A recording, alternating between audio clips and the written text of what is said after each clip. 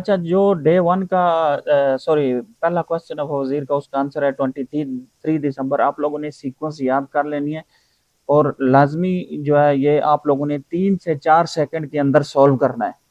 ठीक है, 3 से 4 सेकंड के अंदर सॉल्व करेंगे सारे क्वेश्चन के आंसर, तब ही जाके आप इस ड्रॉ में एंट्री कर सकते हैं।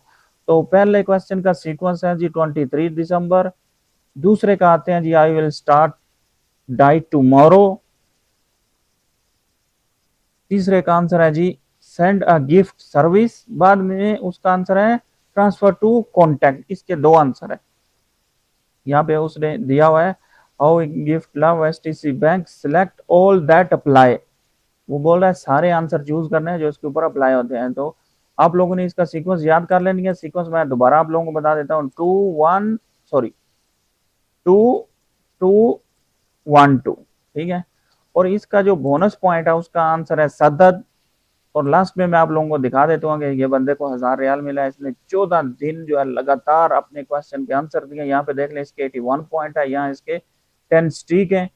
और ये वजीर का विनर है। आप लोग देख सकते हैं पेमेंट मिल रही है, सब लोगों को मिलेगी, आपको भी मिलेगी। चैनल को सब्सक्राइब